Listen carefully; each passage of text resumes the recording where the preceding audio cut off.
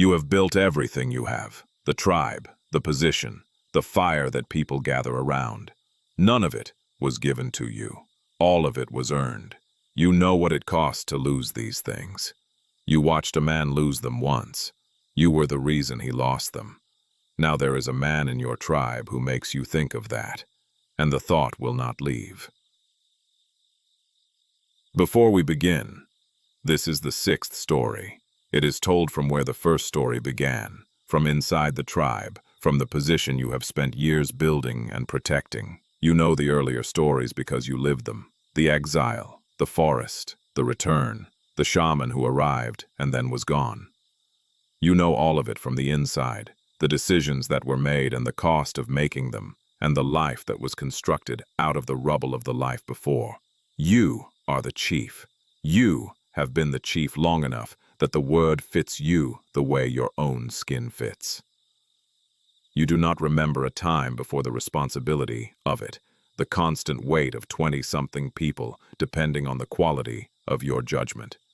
Your judgment has been good. Mostly. You have kept them fed and warm and safe through seasons that killed other groups. You have made decisions that were hard, and decisions that were wrong, and decisions that were both at the same time, and you have lived inside the consequences of all of them. This is the story of the worst decision you will ever make. And the part that makes it worse is that you are not entirely certain it was wrong. In this story, you are him. You are the chief, and the spear is in your hand. The morning they found her not breathing, you were already awake. You had been awake most of the night. This was not unusual. The chief's sleep was always lighter than other people's sleep. One ear always open to the sounds of the camp. The alertness that came with the role and did not fully leave, even in the deepest hours. You had heard her go out the night before, her careful footsteps, and the specific sound of someone who knew how to move without waking others. You had heard her go and had not followed, because what she did in the forest at night was hers, had always been hers, and you had understood early that some things asked to be left alone. When the quick-eyed woman came to tell you, you already knew from her face before she spoke. You went to where the shaman was lying. She looked peaceful. This is the thing you noticed first and have thought about many times since. The specific quality of her stillness, not the stillness of sleep, but something deeper and more complete. Her face turned slightly to one side, her hands at her sides, her body arranged as if by intention rather than by accident. You put your hand on her arm, cold. You said her name. You said it in the voice that was not the chief's voice, the voice underneath it, the one that came from before the roll. She did not move.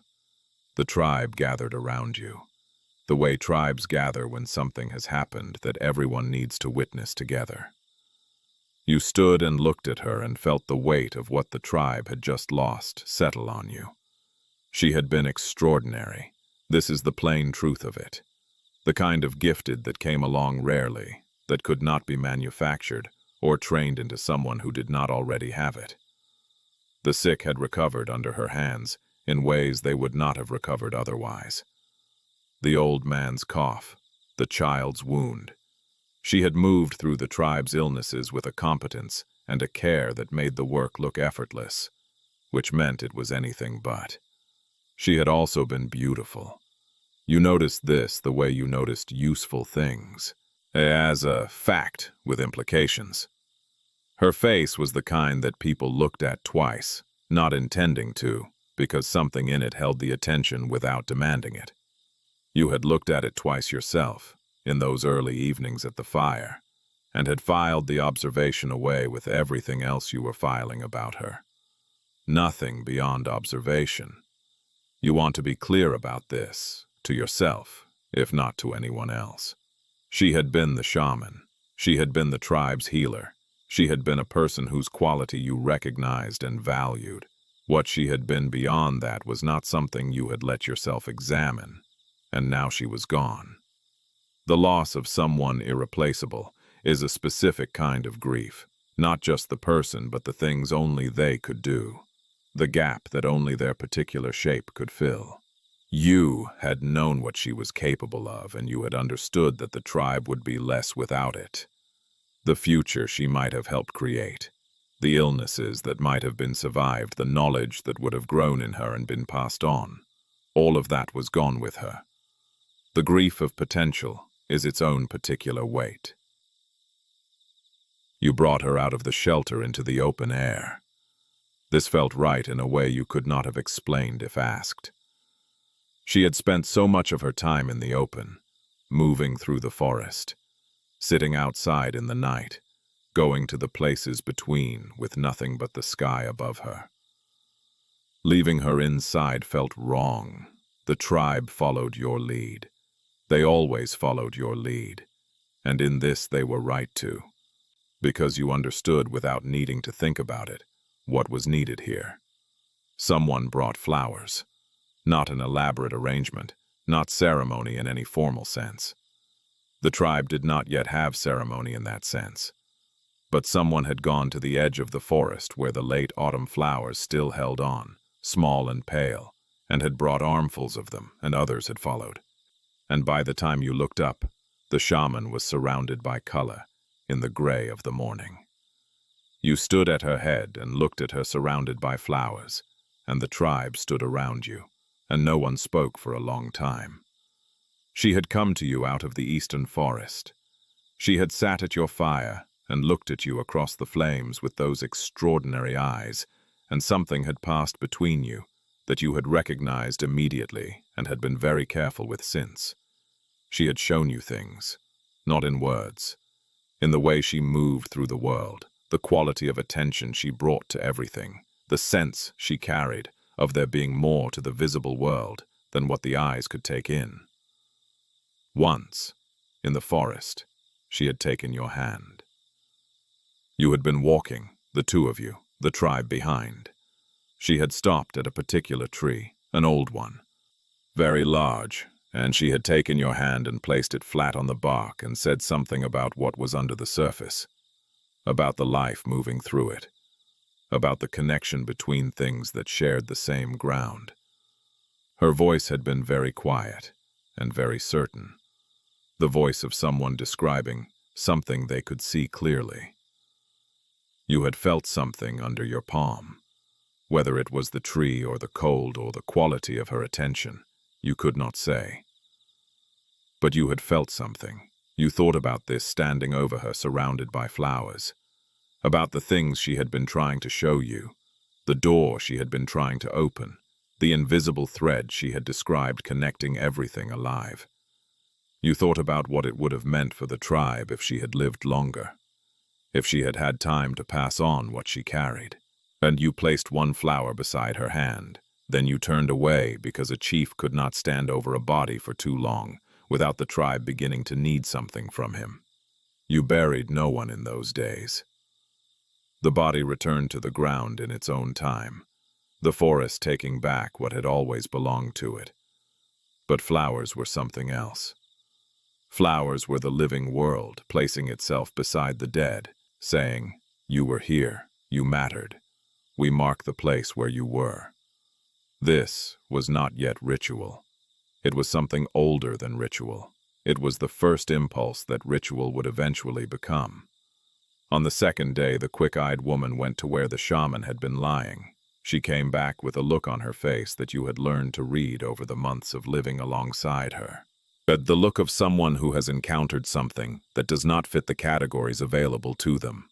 She told you with her hands and her sounds and her face what she had found, which was nothing. The shaman was gone. Not gone in any way that made sense. The flowers were still there, slightly wilted, arranged as you had left them. The ground beneath where she had been lying still held the impression of her. But she herself was absent, as completely as if she had stood up and walked away. You went and looked. The tribe gathered around the empty place and offered explanations in the way that people offer explanations when something resists explanation. An animal, perhaps, in the night drawn by scent. But there were no marks of disturbance, No signs of the chaos that an animal's work left behind. A person then, moving her. But who, and why, and where? No one had an answer. You stood in the empty place and looked at the flowers and the impression in the ground and felt something that you did not immediately name. It was not grief, which had already arrived and was already being carried. It was something else, a quality of the absent that was different from the absence of someone simply gone. As if the goneness itself was deliberate, intentional, a message in a language you did not have. She had spoken of the space between the visible and invisible worlds. She had spoken of the threshold, the place where what was here and what was elsewhere became the same place. She had spoken of these things as real, with the certainty of someone describing what they had seen. You did not let yourself think the thought that wanted to be thought. Probably an animal, in the night, and probably something that left no marks because of the cold ground and the way animals sometimes moved through spaces without disturbing them. Probably. The mind reaches for the ordinary explanation, because the ordinary explanation is survivable. The other explanation, the one that she herself might have offered, that she herself might have predicted, the one that arrived in you sideways and refused to be looked at directly. That explanation required a reorganization of what you understood the world to be. You were not ready for that reorganization. You had a tribe to keep alive. You filed it under probably and moved forward. His name, in the sounds your language used, meant something close to river. He had come to the tribe some weeks before the shaman's arrival, a quiet addition, the kind of person who integrated without disruption. Large, broad-shouldered bird with the particular physical presence of someone built for sustained effort rather than sudden force. He moved carefully for his size, with a deliberateness that you had noted and respected. He was patient. He was useful. He never took more than his share. He was, in every observable way, exactly the kind of person a tribe needed. You liked him. This is important to say plainly. In the weeks since his arrival, he had earned your genuine regard, the specific kind of respect that grew from watching someone do difficult things well without complaint or display. And he had gone out in bad weather to help secure the shelter when others stayed in. He had given his portion of food to the old man on a night when the old man was too weak to eat much, and River had simply placed his food beside him without comment. He was a good man. You noticed him the way you noticed everything, which was carefully and without announcing the noticing. You stored information about everyone in the tribe, the way a chief needed to, building the picture over time that allowed you to understand where tensions might develop and where strengths could be deployed. You noticed that your wife looked at him sometimes. This observation arrived quietly, without drama, a single note filed with everything else. People looked at people. This was ordinary. And the tribe spent most of its time in close proximity, and the eyes moved where they moved. You noted it and moved on. The first noticing is almost nothing. A glance held slightly longer than necessary. A direction the eyes move without apparent reason. These things happen 100 times a day in a group of people living closely together, and most of them mean nothing at all. The pattern is only visible in retrospect, when you have collected enough instances to see the shape they make together. At this stage, there was no pattern. There was one observation. You filed it. You continued. You began to collect instances without deciding to. This is how it starts.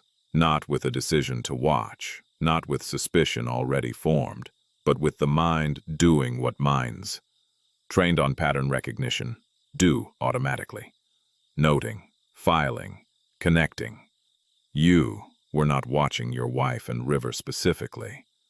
You were watching the tribe, as you always watch the tribe. And certain data points began to accumulate, in the category that your mind had opened without your instruction. A morning near the water. Your wife carrying vessels to fill, River passing in the other direction with wood. The brief exchange, shorter than a breath, their eyes meeting and separating. Nothing in it. You filed it. An evening at the fire. River saying something that made the group laugh. a small, easy humor, the kind that came from comfort and ease. Your wife's laugh, which you knew, every register of it, and this one was natural and unguarded, and lasted slightly longer than the others. A moment of proximity when the shelters were being arranged, shoulders close, and a conversation you could not hear from where you stood. Each instance, alone, was nothing. Together they were beginning to form something. You told yourself it was nothing. You told yourself this clearly, and with the authority of a person who had made many accurate assessments and trusted their own judgment. Two people in a small tribe sharing space, developing the ordinary ease of people who lived alongside each other. This was normal. This was what happened in a tribe. You told yourself this. You also continued to collect instances. The mind that has been wrong before is cautious. You had been wrong before. You had made assessments that turned out to be incorrect, had read situations with insufficient information, and arrived at conclusions that the fuller picture did not support. Yet you knew this about yourself, and you were accounting for it, trying to apply the same skepticism to this accumulation of observations that you would apply to any other. You were trying to be fair, to him, to her, to yourself.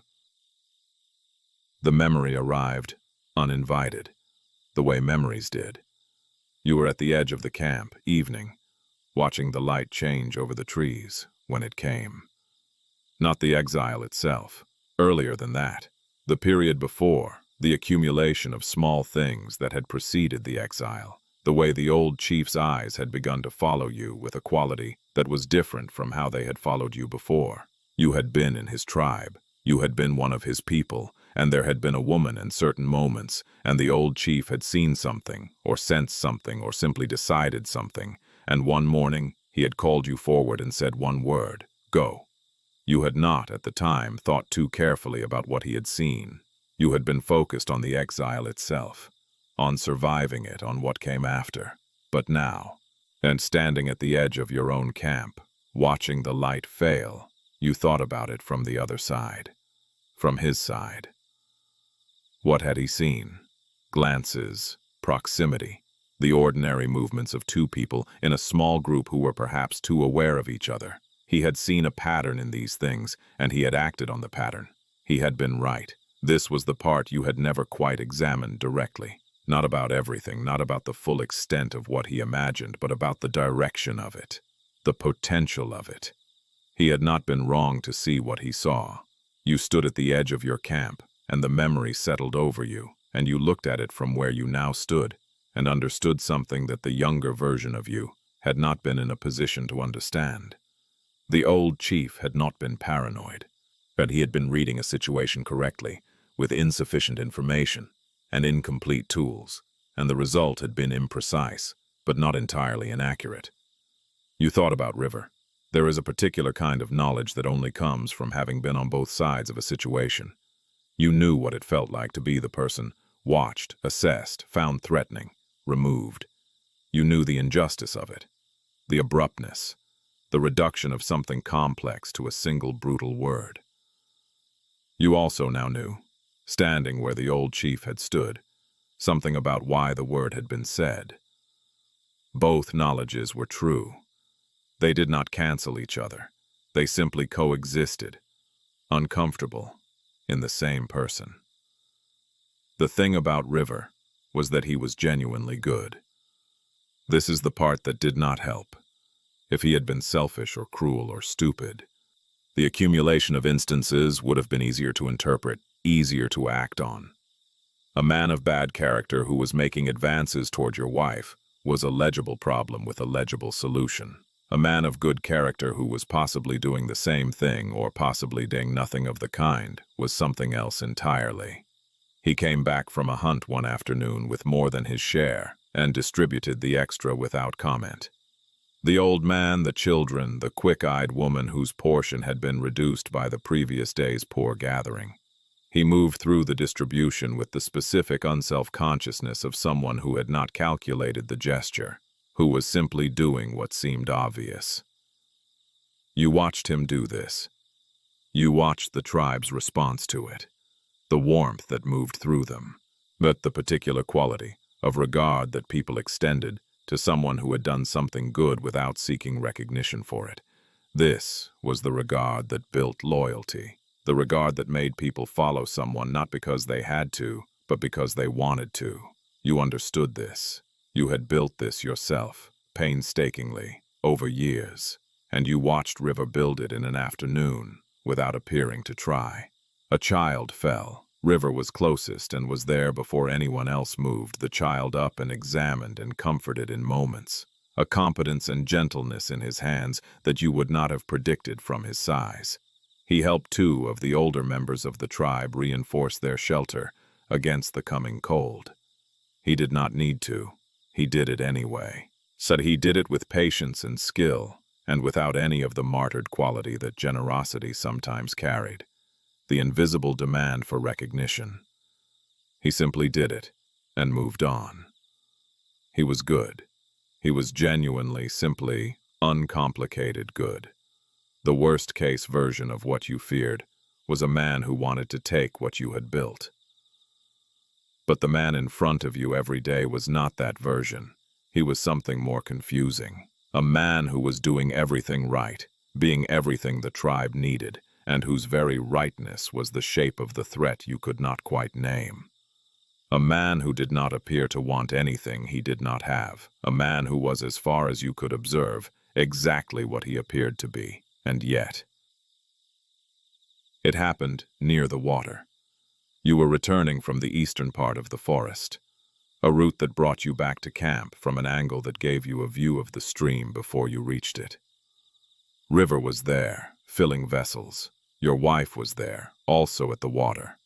A coincidence of timing that happened often in a small group.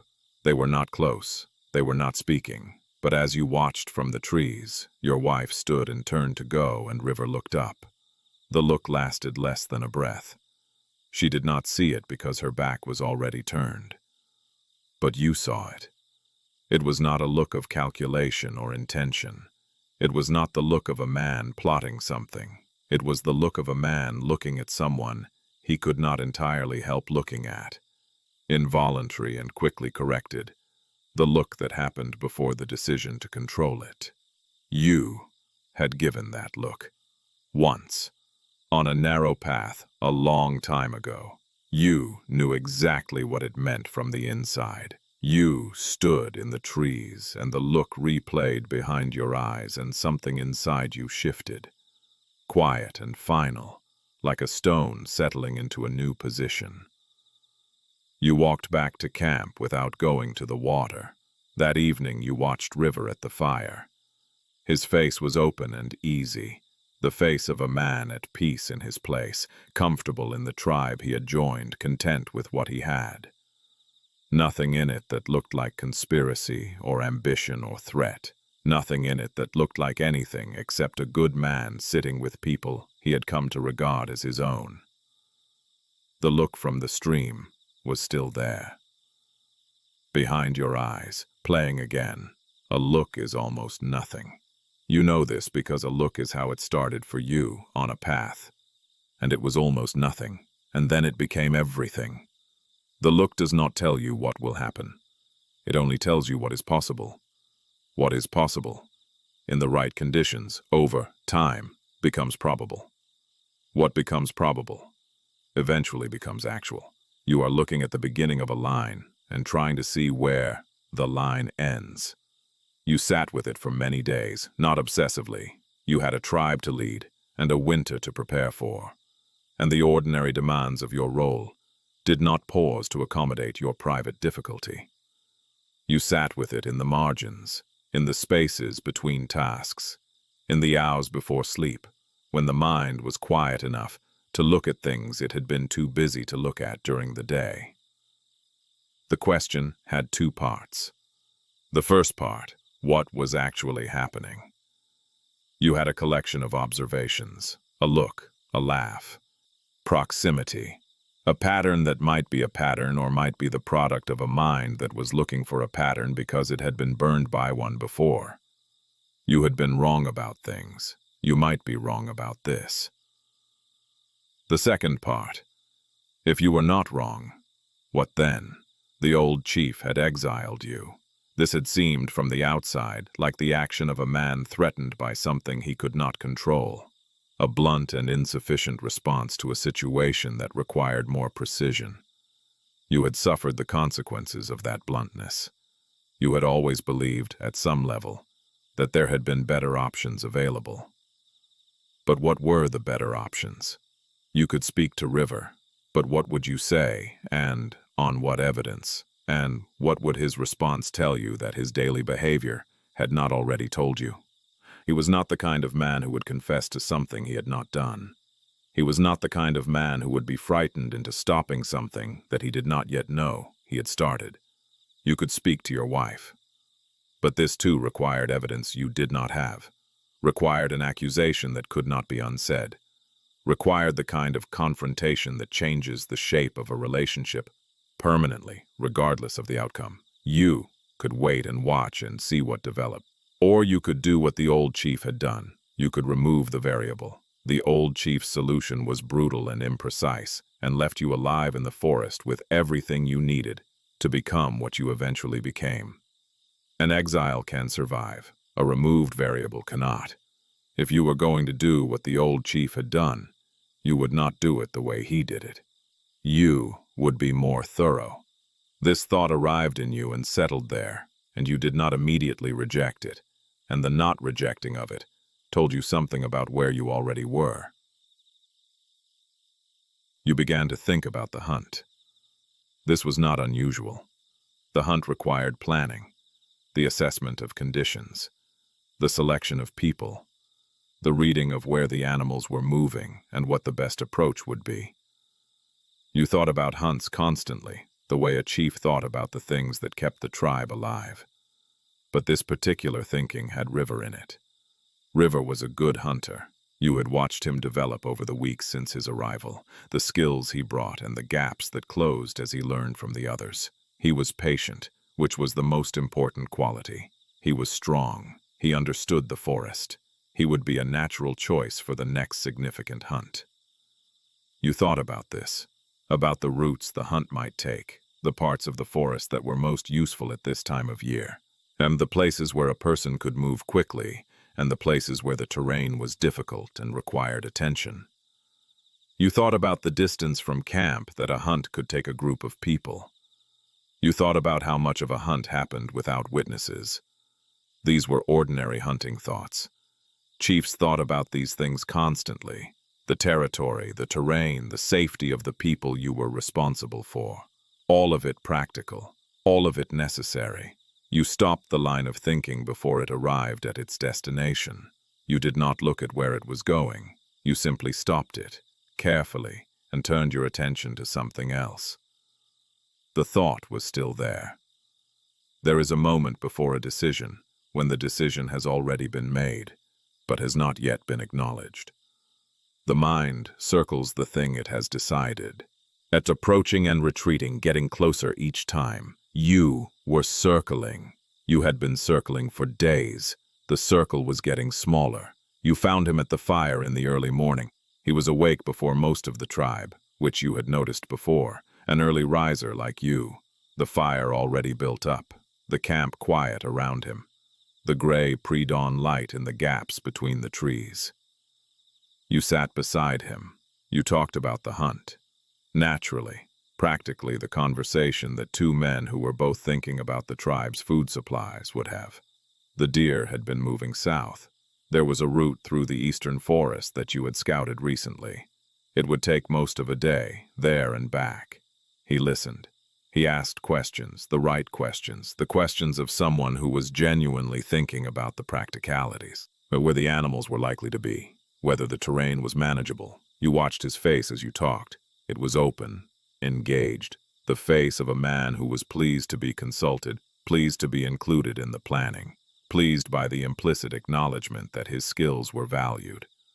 There was a warmth in it, the warmth of someone who had been uncertain of his place, was finding it, settling into belonging. You recognized that warmth. You had felt it yourself once, in a different tribe, when a chief had included you in something and you had understood that you were becoming part of it. You had felt it, and then the chief had sent you away. You asked River if he would come with you tomorrow, just the two of you. The smaller group moved faster and quieter on the eastern route. He said yes immediately, at his face showing exactly what you expected it to show. The pleasure of the invitation, the simple gladness of a man asked to do something he was good at, by a person whose regard he wanted. You looked at his face and you held what you were about to do very still inside yourself, not looking at it directly, the way you did not look directly at the thought. He trusted you. This is the fact that sits at the center of what follows and does not move, regardless of how you arrange everything else around it. He trusted you because you had given him no reason not to. You had been fair and consistent and generous with your regard, and he had received all of it as genuine, because as far as he could tell, it was genuine. The trust was real. You had built it, and it was real. And what you intended to do with it was something you could not think about directly, because if you thought about it directly, you might not be able to do it. The morning was cold and clear, the kind of morning that made the forest beautiful in the specific way of late autumn. The light slanted and golden. The leaves that remained on the trees turned to color, the ground a deep layer of fallen things.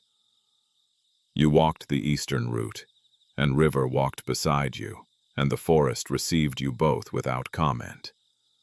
He was good company. This was the unexpected part, the part that had not been in the planning.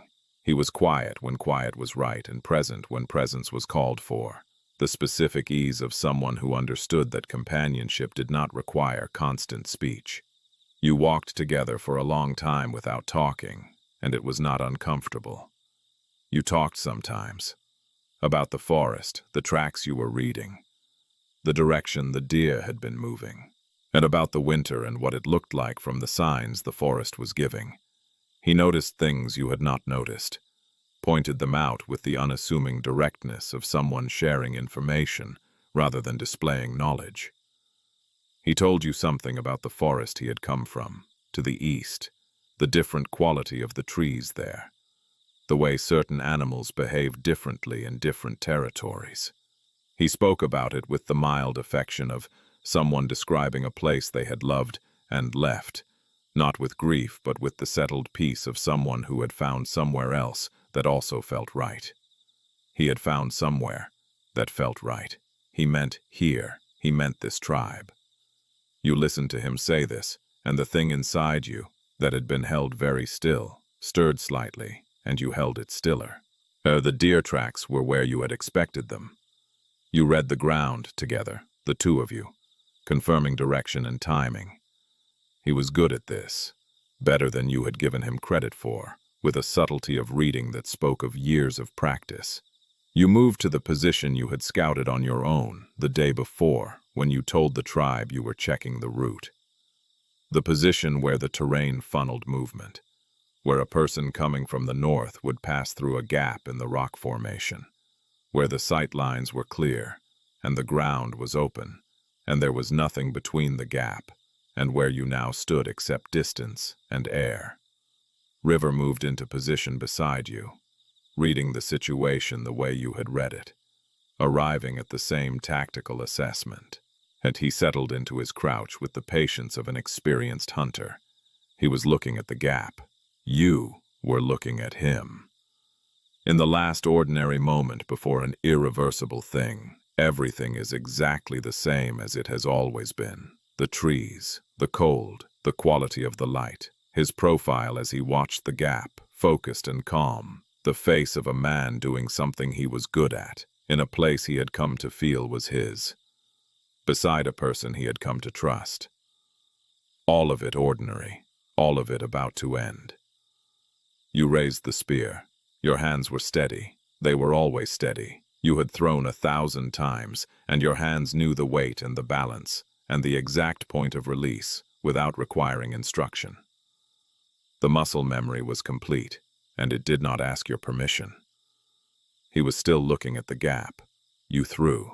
At the sound the spear made was the sound spears made, the specific cutting of air, and River heard it in the fraction of a second before it reached him and began to turn, and the turning was not fast enough. He went down, not instantly. There was a moment, very brief, in which he was still upright and turning, and the spear was in him, and his face was completing its turn toward you. His eyes found you. You stood where you had stood when you threw, and you looked at his face. His expression was not pain. Pain came later, you knew, in the seconds after, when the body processed what had happened. In this first moment, his expression was something else. The specific look of a person for whom the world has just ceased to make sense. The gap between what was happening and any framework he had for understanding what was happening. He looked at you, but he looked at the spear. He looked at you again. His mouth moved. No sound came, but you could read what it was forming. The simplest question, the one that had no answer that would make sense to him. The one that you had no answer for that you could give him. Why? He went to his knees, then to his side. The leaves received him. The forest was very quiet. You have thought about his face many times since. The specific look of it in that fraction of a second. The confusion and the absence of anger. The pure bewilderment of a person who had done nothing wrong, and knew it and could not reconcile that knowledge with what was happening to his body. He was not afraid. He was confused. And the confusion was worse than fear would have been, because fear at least makes sense in the presence of a threat. And he had not understood that you were a threat. He had understood you as the person who had invited him on a hunt and walked beside him through a beautiful cold morning and listened to him talk about the forest he came from.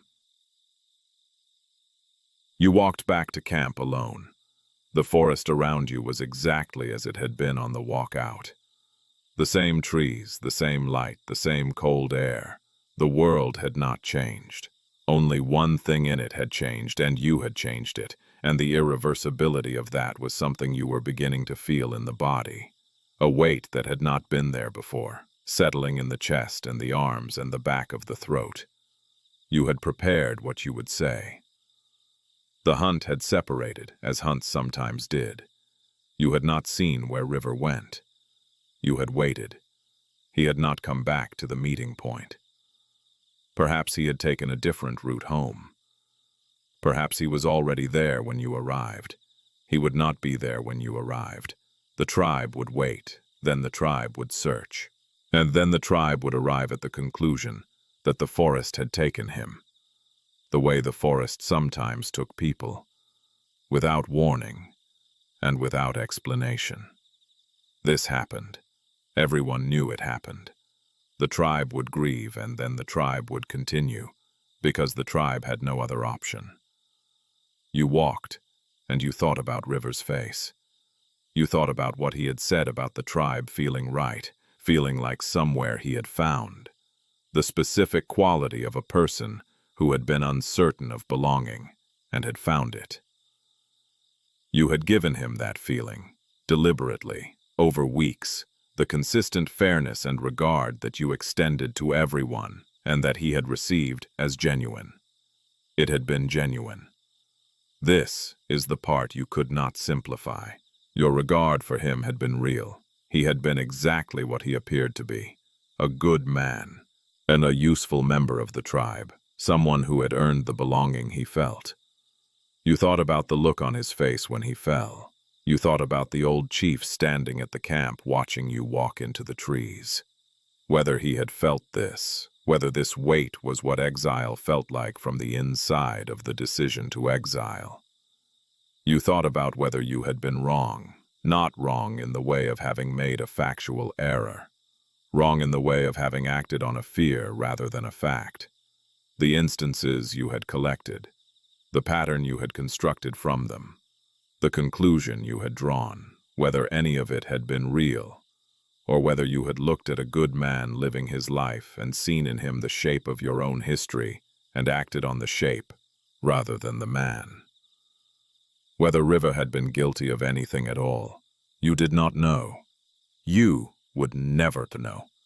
The question would stay open, because the only person who might have answered it was lying in the leaves in the eastern forest and would not be answering anything. This is what the first murder felt like. Not the moment of it, which was mechanical and fast and required only what your hands already knew how to do. The walk after, the weight that arrived in the chest like something physical, like a stone placed there, that did not lift over the course of the walk and would not lift. You were beginning to understand, easily or soon. You had done what you believed you needed to do. You did not know if you had needed to do it. You would carry both of those things together, the act and the uncertainty about the act, for the rest of your life. The camp appeared through the trees ahead. The fire was burning, and your wife was there, and the quick-eyed woman and the others, going about the ordinary movements of the late afternoon. You walked into the camp. Your face was still. They looked at you. They looked behind you at the empty forest. You told them what you had prepared to tell them. And the tribe, which had survived everything it had survived by accepting what could not be changed and moving forward, began to absorb this too. You sat at the fire that evening and the fire burned and the tribe was around you and you were the chief and everything was as it had been, except for the weight in your chest that had no name yet in any language and the face that would not leave. A note on history. Interpersonal violence, including homicide, appears in the archaeological record from the earliest periods of human prehistory. Skeletal remains showing evidence of fatal trauma from human-made weapons have been found dating back hundreds of thousands of years. Violence was not invented by civilization. It predates it by an enormous margin. What is also ancient and perhaps equally significant is the evidence of the psychological response to violence within human communities. Burial practices, ritual treatment of the dead, and the care with which some prehistoric communities handled the remains of individuals who had died violently all suggest that the emotional and moral weight of death, including death at the hands of another person, was felt deeply and processed communally. And the question at the center of this story, whether the act was necessary or whether it was the product of fear, misread as threat, is not answerable historically. It is barely answerable in individual cases, with full access to all the evidence. What the archaeological record shows is that humans have been asking versions of this question, in the aftermath of violence, for as long as there have been humans to ask it. The guilt in this story is not anachronistic. The capacity for guilt, the specific weight of having done something that cannot be undone, appears to be as old as the capacity for the act itself. The two arrived together. They have always traveled together. He did not deserve what happened to him. This much is certain. What else is certain is harder to say. And the person who could say it is the only one who will never speak of it. Good night.